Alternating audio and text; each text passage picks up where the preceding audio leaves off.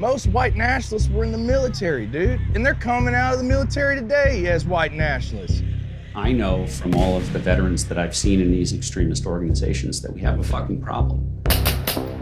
When you encounter these types of individuals that are involved in violent extremism, that have military backgrounds, is that an added level of threat? Most definitely.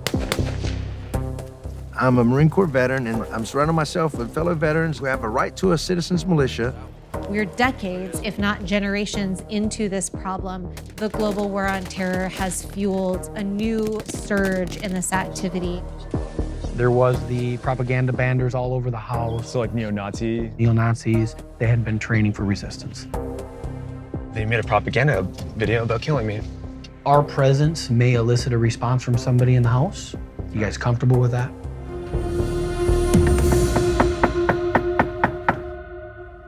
Hello?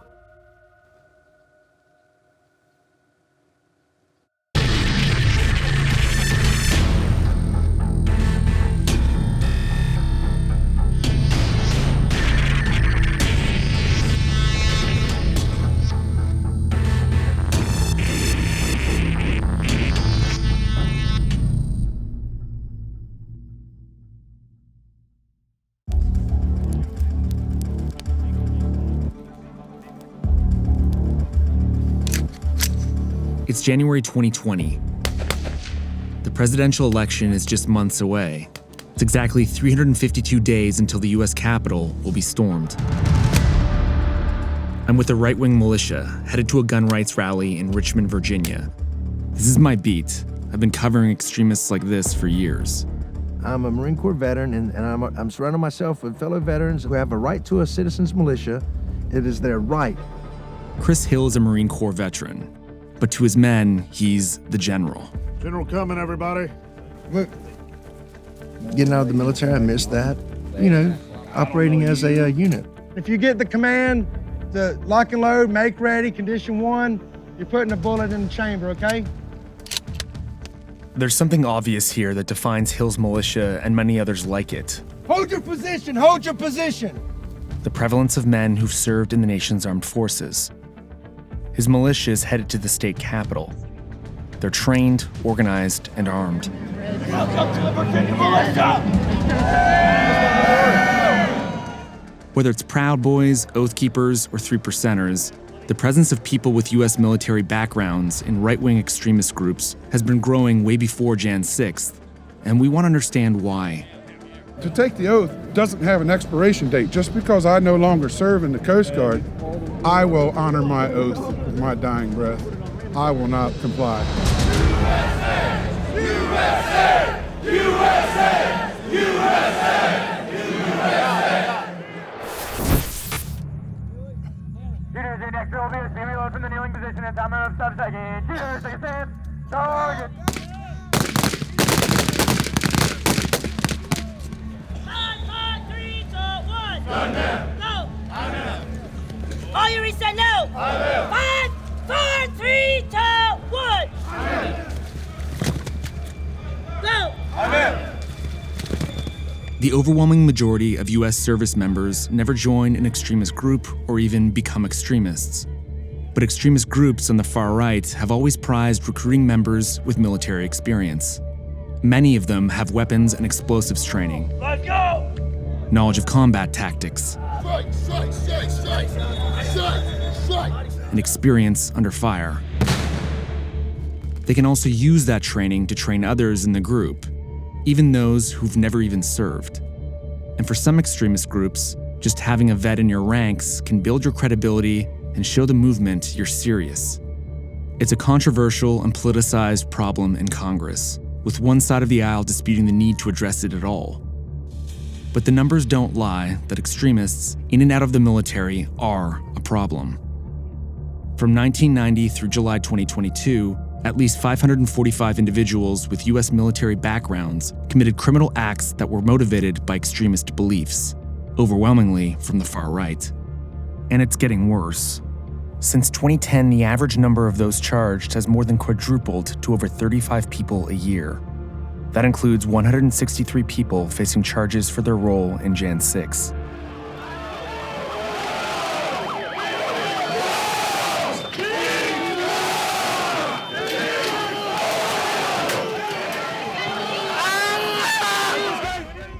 people who stormed the Capitol on that day demonstrated an understanding of military maneuvering.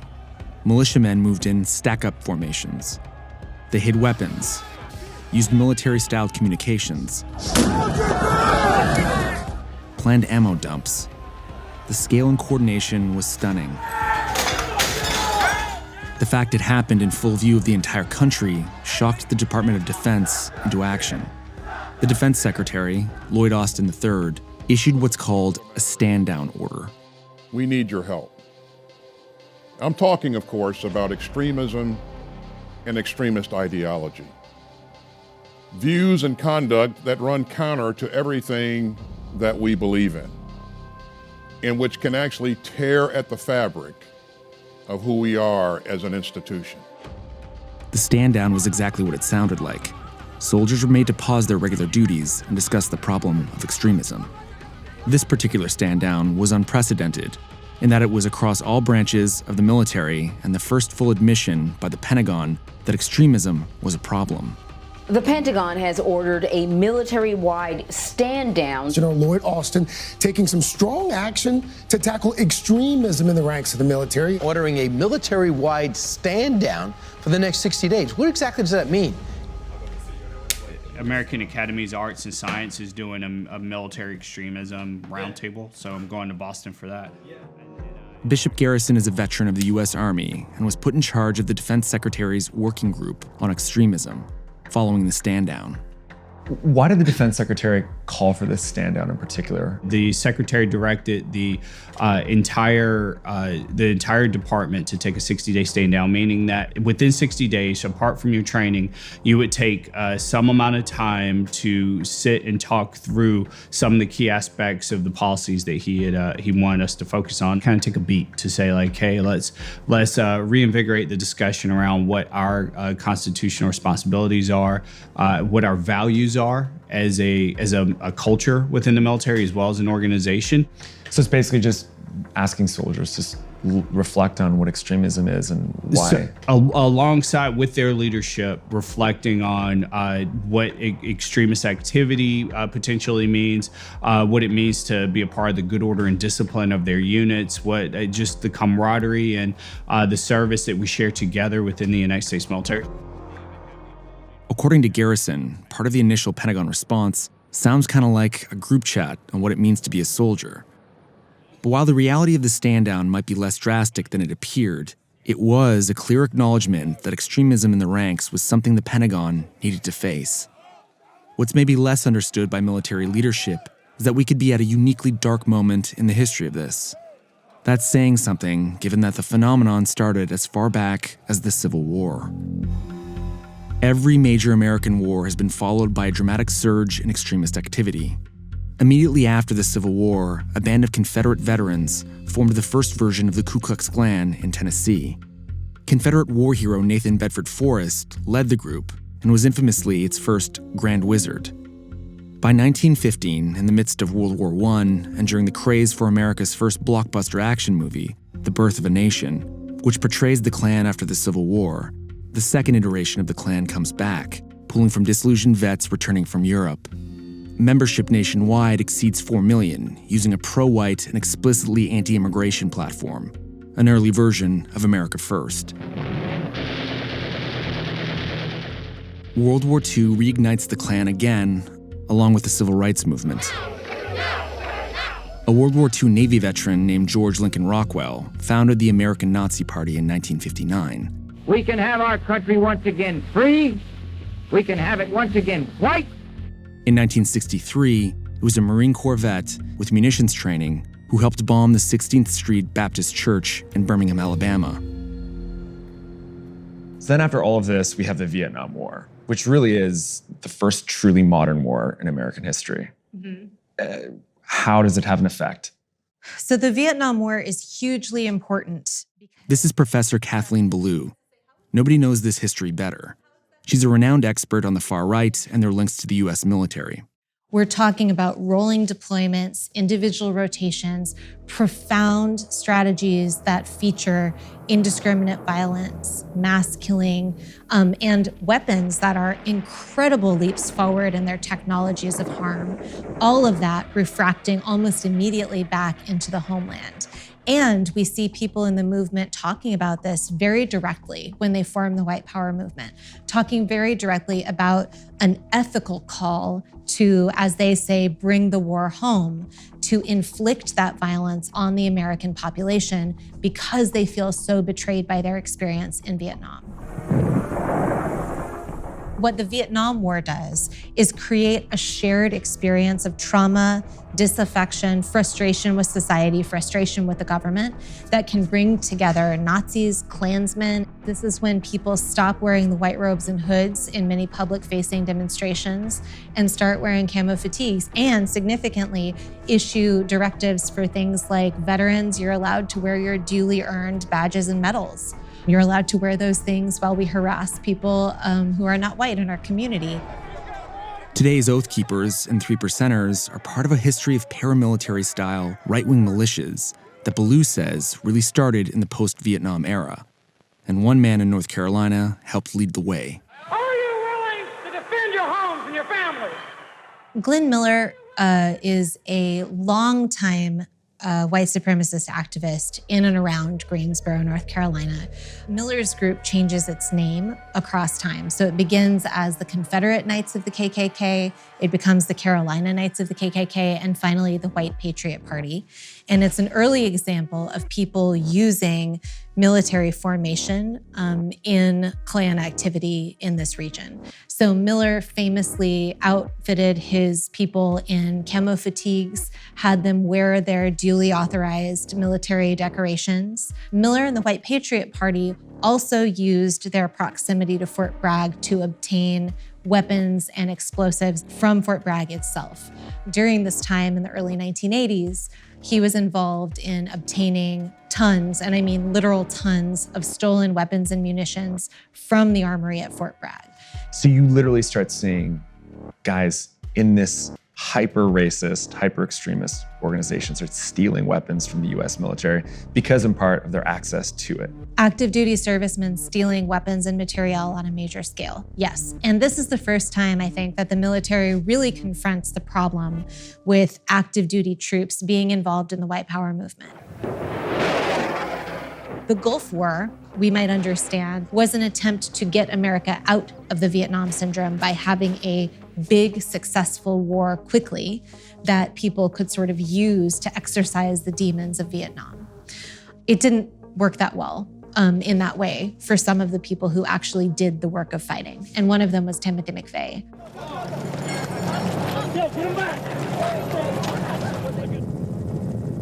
Explosive devices had been prepared. When they talk of hatred, we must stand against them. When they talk of violence, we must stand against them.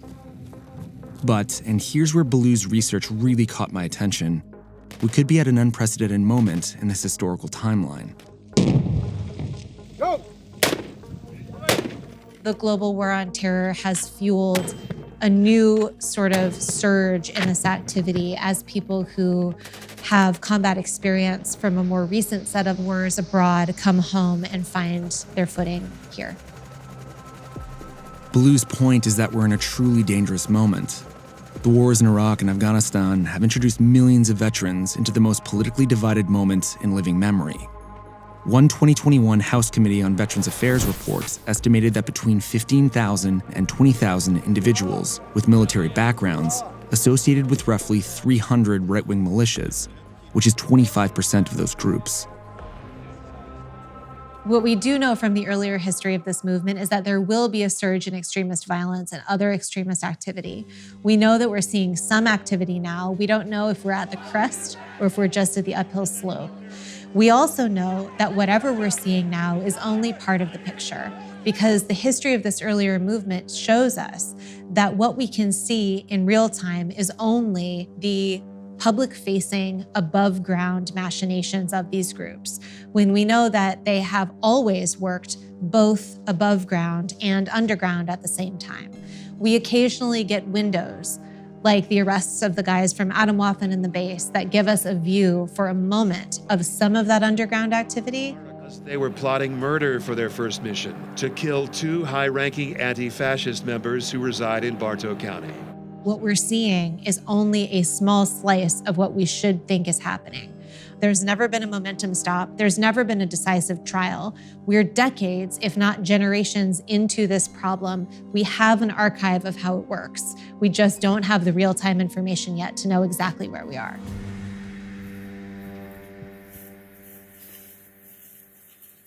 What the fuck is this doing? Time to die! This is propaganda footage from one of the paramilitary groups that our expert mentioned, the base. The base not only had men with military backgrounds, but is one of the more dangerous far-right groups to emerge from the US in recent years. It's a designated terror group in several countries. The FBI has had multiple nationwide counterterrorism investigations against it.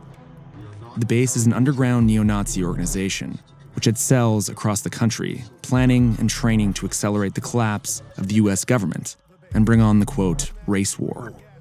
If you want the white race to survive, you're gonna have to do your part. They planned mass shootings, assassinations. The whole thing was founded and once led by Ronaldo Nazaro, a former Department of Homeland Security employee turned DoD contractor who is said to have worked for the US Special Forces in the early 2010s. An FBI agent told me there's an open investigation into him. We couldn't meet up face to face because he now lives in Russia, far from the reach of the FBI. But he agreed to a phone call. Right, I mean, we're looking for a certain type of members. Nazaro specifically wanted men who served or were serving for their military tradecraft. In an early questionnaire for the base, there was clear indications that the organization was looking for people who were veterans and who had, soldiering skills. Well, strictly from a training standpoint, people who have military experience have field experience. They're trained in field craft, and that's what we were looking for. And of course, there's also small unit tactics type of training that we were involved with, which was strictly geared towards post-collapse type of scenario. I mean, if you just imagine the authorities are unable or unwilling to maintain law and order for whatever reason, people in those areas are going to have to rely on themselves for defense.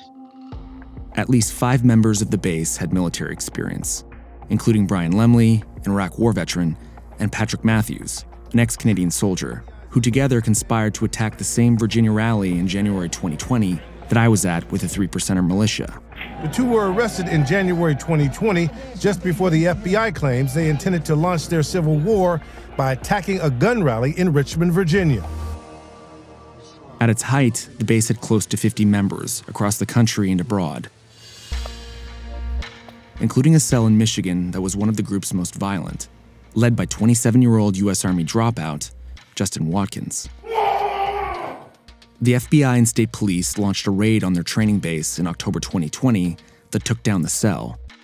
Watkins and 3 other members would eventually be arrested. We were under the impression that this place is not being occupied, but you guys don't know that for sure, right? Yeah, without him going up there recently, then there's no way to know until we get there, which is why I wanted to stop here and have that conversation.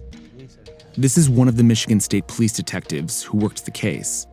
He agreed to walk us through the investigation and take us to the compound where everything went down. But he wasn't exactly sure what we'd find. So in light of that, what would be the safety precaution? I think we could stop it at the road and assess. Does it clearly look like it's vacant? But this is absolute private property. We won't be able to enter any buildings. We won't be able to enter a house. Even if we find a door open, we can't walk through it. Our presence may elicit a response from somebody in the house. You guys comfortable with that? I'm comfortable with that. Okay. Okay, roll.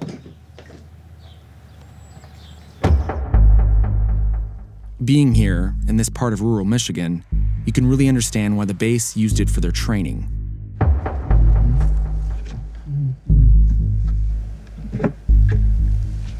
Okay. So I'm just gonna go up to the house. So you guys just wait right here. So it is kind of a really old school, creepy farmhouse. Honestly, I can see it from here, and I know it is there. That farmhouse is directly where they were. They had a line of I think 6 guys, and they were shooting firearms, and they had a big giant swastika flag. And Justin Watkins is the man at the end doing a sig heil. They made a propaganda video about killing me. Because of my reporting, the base had threatened to execute me in a propaganda image they disseminated online. We've decided not to show it here. The Michigan cell also made a video with a hit list of journalists and public figures. Watkins, the Michigan cell's leader, had enlisted in the US Army.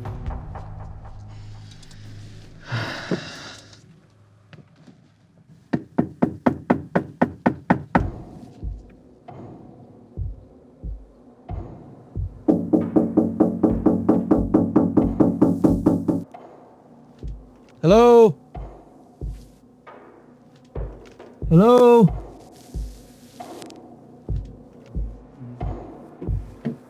Watkins had made this farmhouse outside the small town of Bad Axe, Michigan, some 200 miles from Detroit, into a fortress.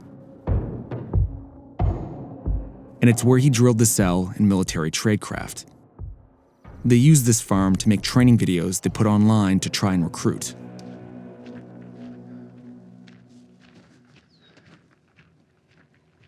Yeah, there's no sign anybody's there or been there or anything like that. It's almost like exactly like they left it, like when we were here. Really? Like Right. the last time you were here after the raid? Yeah. The only thing I'll say is I'm comfortable with us just approaching you and getting a couple of shots up there. We won't go in any buildings or anything. If anybody shows up, just go to your car. Yeah. Okay.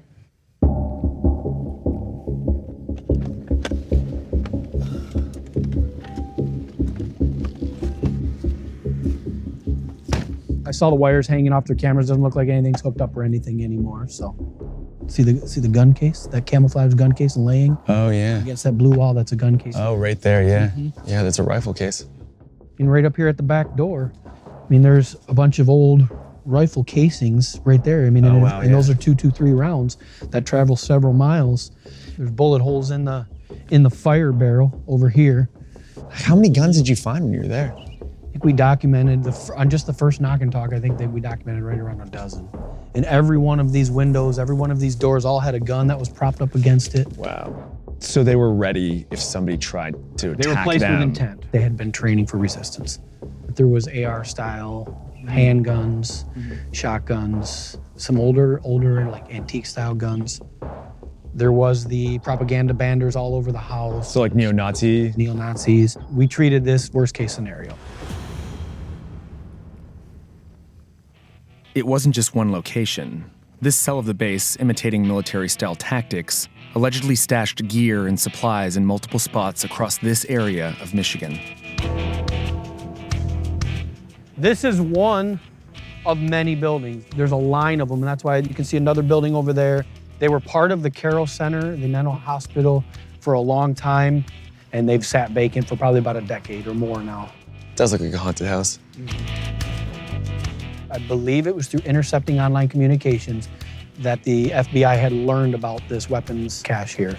It goes back to somebody who has military training. Yeah. Right? And they know large buildings, isolated areas, they've got some cover here. Yeah. They can see long distances. They've got concrete between them and us.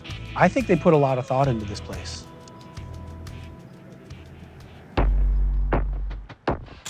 According to Lieutenant Pisha, the cell used this last stop as a sort of safe house. It's an old prison building, right? It's meant to keep people in, so I'm assuming it's also meant to keep them out. You can't get into these easily. These have always been locked up. So for them to gain access, it would have taken some work. You're not climbing over anything.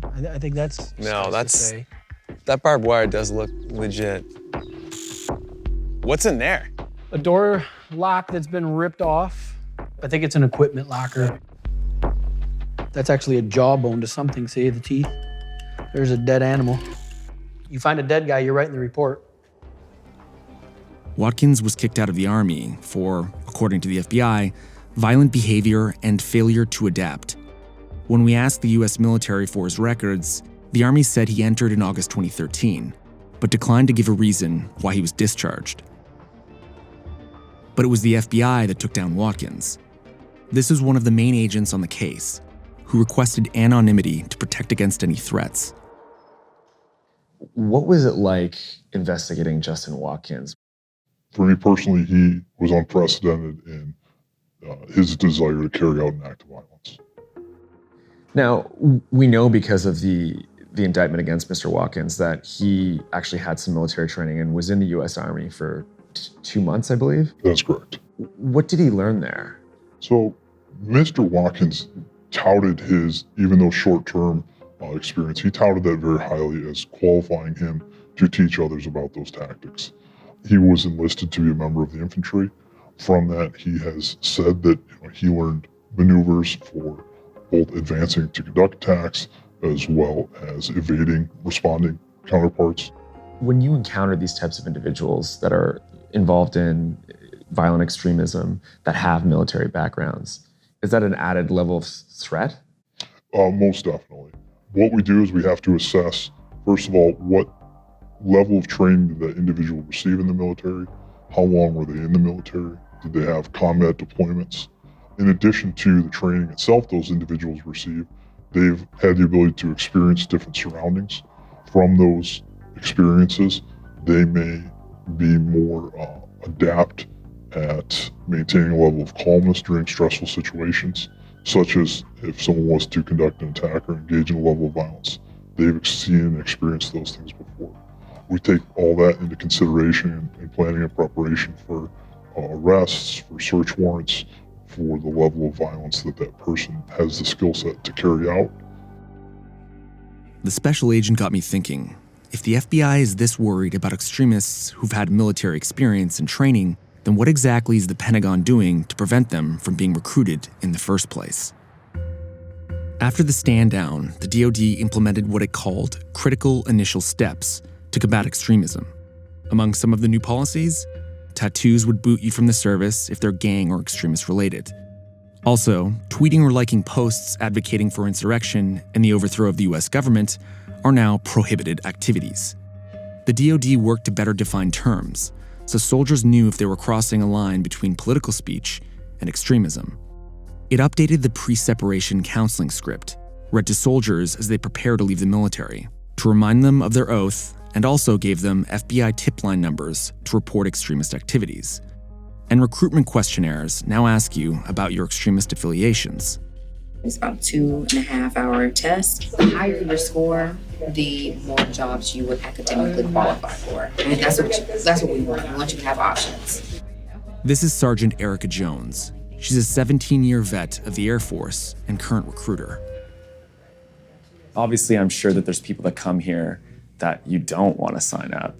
How do you weed out the bad apples? We do have pre-qualification questions that we ask the individuals.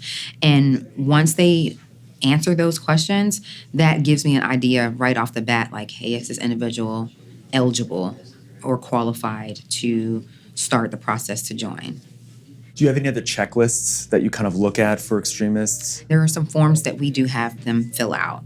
And one of those forms is our Air Force Memorandum Disclosure. It asks questions related to affiliation with extremists as well as gangs. Like, say I'm a neo-Nazi and I walk through the door and I've gone through that whole process. Is there anything physical or anything more specific that you look for? Or is it pretty obvious? And so we would definitely visually look to make sure, different maybe tattoos that could, jump out at us, asking those questions blatantly and checking body language to see, hey, do I think that this person is trying to withhold information, things like that. When there's a question on the checklist or on the recruitment form, were you a member of an extremist organization? I guess I wonder who is a part of an extremist organization would then say yes to that. Right. With that, we ask the question, we go over the form, and then if everything still checks out, then we have them filled out what's called an SF-86. It's an online application. It asks them for their background information. It goes into a lot of depth into their history. And so when they go to MEPS to process, they are going to start a background check, which includes fingerprinting and pulling their records to make sure that they are, in fact, telling us the truth about their history.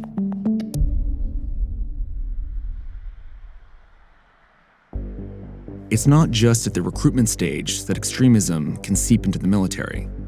some soldiers have become radicalized after and even during their service. Everyone knows me as the Hammer because I made an Instagram account one time called The Hammer.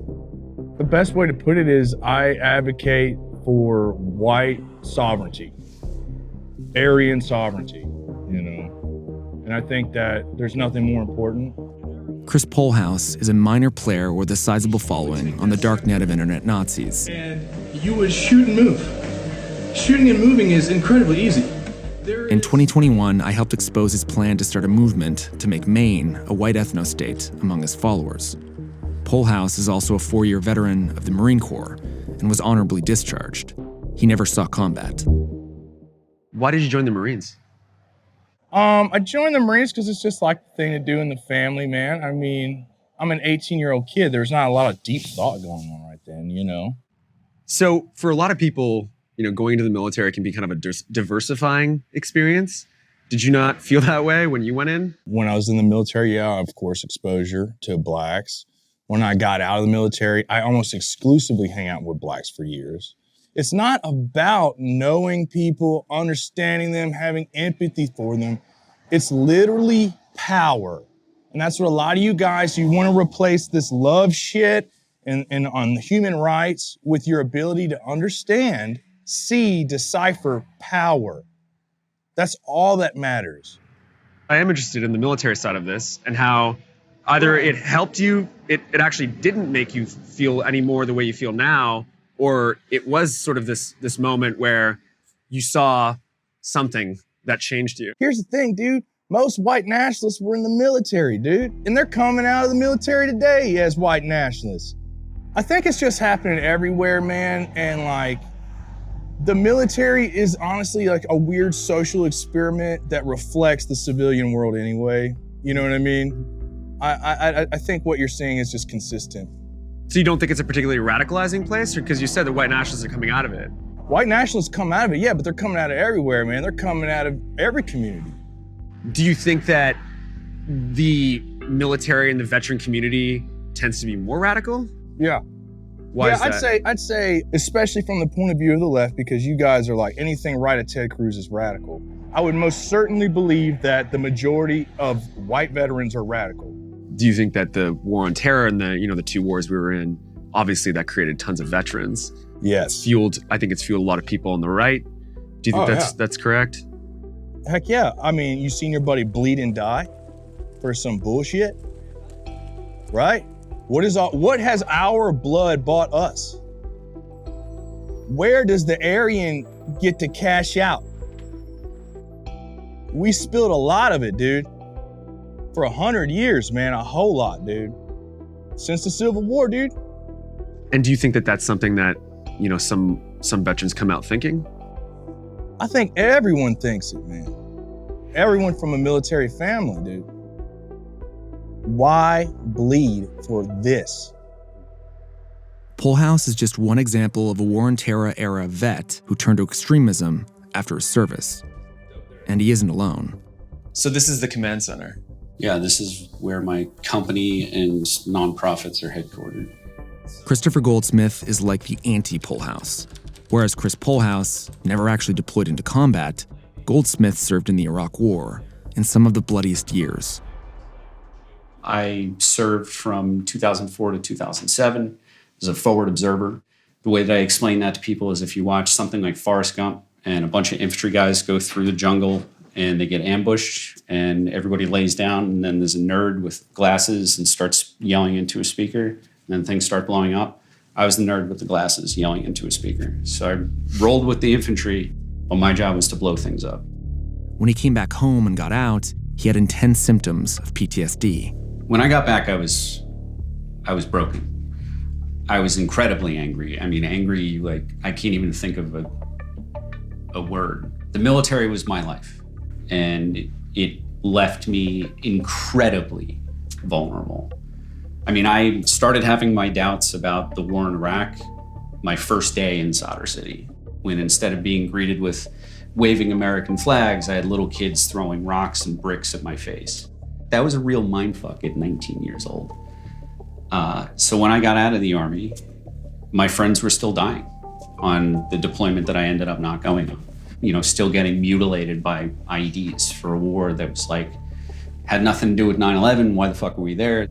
A lot of folks think, well, if this person's radicalized, if they're a white supremacist, we should strip away their benefits, we should take them away from the VA. Well, I understand the inclination to want to take everything away from them, but forcing someone who's already radicalized into a more desperate position, which is what I went through, what I experienced, is extremely dangerous. Because of his disillusionment with the military, Goldsmith fell in with what he describes as hardcore libertarian radicals who were arming themselves against a supposedly tyrannical Obama government. But he got his life on track and went to college, eventually becoming an expert on extremism among vets. Now he works to expose extremists online and does open source intelligence work on various groups. He's unimpressed with the stand down and the Pentagon's approach to its problem with extremism. But he also blames a highly polarized Congress, which has broad constitutional authority to regulate the military and control its funding. Now, as a veteran who understands extremism, do you think the government is doing enough to prevent it not only within the ranks and active duty, but also among veterans? I don't think that the government has done anything yet to effectively weed out extremism from the military. I don't think they've done anything to address the problem of white supremacists being drawn into the military or white supremacists radicalizing members of the military. The Senate Armed Services Committee just came out with a report where the Republicans, plus the independent Senator Angus King, wrote that they believed it was offensive to service members and veterans to look into extremism in the military, and therefore no money should be spent on it. What makes this such a big problem is we can't measure it, and we can't measure it because Republicans keep saying, oh, there's not a problem, so we can't invest any money in studying it. I mean, I know from all of the veterans that I've seen in these extremist organizations that we have a fucking problem. And we need to study the problem so that we can address it. The report Goldsmith mentions was actually a vote in the Senate Armed Services Committee. The committee called on the Pentagon to halt its fight against extremism, describing it as an exceptionally rare problem. The vote was Republican-led. The Personnel Subcommittee meets today to receive testimony on the current state of military personnel recruiting and retention in the Department of Defense. Senator Tillis. Thank you, Madam Chair. I mean, what are we doing? We're trying to separate the country? Is that what we're trying to do? I was a football coach, and I recruited to build a football team from all over the country, rural, urban areas. And you bring them all together, and you form a team. Well, the same thing we're doing here in the military. But sir, wouldn't you want, if you were building a team, if there was extremism in that team that was calling against certain types of players in that team to keep cohesion? But that's when you bring them all together. So you don't think the military should be looking at extremists at the recruitment phase? It should be once they're in the military? Obviously, there's going to be some parameters. You know, you don't want to eliminate anybody till you have to eliminate them. You see what I'm saying? And right now, we're pointing fingers at everybody that you're this, you're that. I mean, how do you know? Look, I worry about the impact of extremism anywhere. And if we have reason to believe there are problems, then we should investigate. It's that straightforward. It was the position of your Republican colleagues that this was a very isolated issue within the military. Well, then that's what the evidence would show. But you can't know that if you don't investigate. So this committee recently called on the Pentagon to halt its investigations into extremism in the military. Why? Well, I think the DOD is already prepared to address it, and that they are. But I think we just heard in this committee today, I mean, you got one side of the aisle saying it's full of a bunch of woke administrators. You got the other side of the aisle saying it's a bunch of extremists. Both views are wrong, and it's hurting recruiting and retention. But there's clearly historical record for this, and also there's been investigations in the past that have clearly shown that this is an issue. Why stop it now? I don't believe that the leadership in the DOD is all of a sudden turning off a switch and not looking at indicators. We'd been asking DOD leadership for close to a year to speak to us on camera about extremism in the ranks and what was being done to address it. Then, in recent weeks, Pentagon spokesperson General Pat Ryder had taken questions for the links between extremism and soldiers. At least 110 members of the military were identified in report by the ADL of having possible links to the Oath Keepers. What steps, if any, has DOD taken to begin to investigate these individuals who were cited in this report? Yeah, I don't have any specifics in terms of individual cases, right? But what I would say writ large is, again, we have clear guidelines and policy on what is and is not acceptable behavior within the Department of Defense. And if you violate those policies or those guidelines, or there's a reason to investigate, we will, and we'll take appropriate action. Again, I don't have any information on individual cases that you're talking about. It seemed like General Ryder was reluctant to talk about the issue publicly in any specific way. But the Pentagon finally got back to us and agreed to the interview. But then, something unusual happened on my way back to DC. On the way down here, the Pentagon emails me and backs out of the interview. Now, they agreed to it a week ago. This is the second time in a week that they've now rescheduled it or backed out. I'm sorry that it's been tough for you to get a hold of us. I wanted to let you know that due to unforeseen circumstances, General Ryder will no longer be able to participate in the interview. They said it wasn't a scheduling issue. Really, this is telling me just how divisive an issue extremism in the ranks is for the Pentagon. The DoD didn't even ask for our questions, but they did issue this statement to us the following day. It didn't go into details, though, and seemed almost as concerned with highlighting efforts to preserve free speech in the military as it is with combating extremism. It's a frustrating end to a journey that actually feels like it's just beginning. I don't want you to come away thinking that the military is full of extremists. It's not, and that's not the point I'm trying to make. But what we do know is those members of the military community, both active duty and veterans who have been engaging in extremist ideologies, they are a problem. And we know that because they were leading and were instrumental in the attacks on January 6th. And if we don't start thinking about this problem differently, and the people in power don't start dealing with it differently, this could get a whole lot worse before it could get better. I think the big problem is that one of the major levers that can help here is public pressure. And because the Pentagon doesn't share information, we, the experts, the people watching this documentary, people even in the Pentagon down the hall, don't know what we're talking about. We don't know how big this problem is. We have an idea based on what we're seeing outside of the armed forces, but I don't think anybody really knows outside of the Pentagon how big the problem is.